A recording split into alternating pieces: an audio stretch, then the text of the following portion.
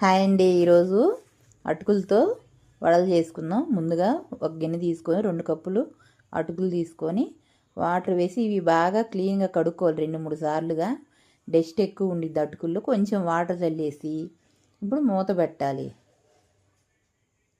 ఇప్పుడు 10 నిమిషాలు నానిన తర్వాత అటుకులన్నీ నానిపోయాయి కదా, బియ్యపిండి 1 స్పూను, శనగపిండి 1 స్పూను, కట్ చేసిన ఉల్లిపాయ, నేనైతే పెద్ద ఉల్లిపాయ కట్ చేశానండి, పచ్చిమిర్చి, అల్లము, కట్ చేసిన కరివేపాకు, కొత్తిమీర కూడా వేసుకొని ఇప్పుడు టేస్ట్కి సరిపడా సాల్ట్, కొంచెం పసుపు వేసుకొని ఇవన్నీ బాగా మెత్తగా సాఫ్ట్గా అవ్వాలి అటుకులు.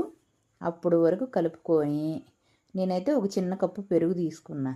ఈ పెరుగు వేయటం వలన కరెక్ట్గా వాటర్ వేయకుండా సరిపోతుంది. చూడండి, ఈ విధంగా చేసుకున్న తర్వాత అన్ని బాల్స్ లాగా చేసుకొని ఇట్టా వడల్లాగా నొక్కుకొని కాల్చుకోండి.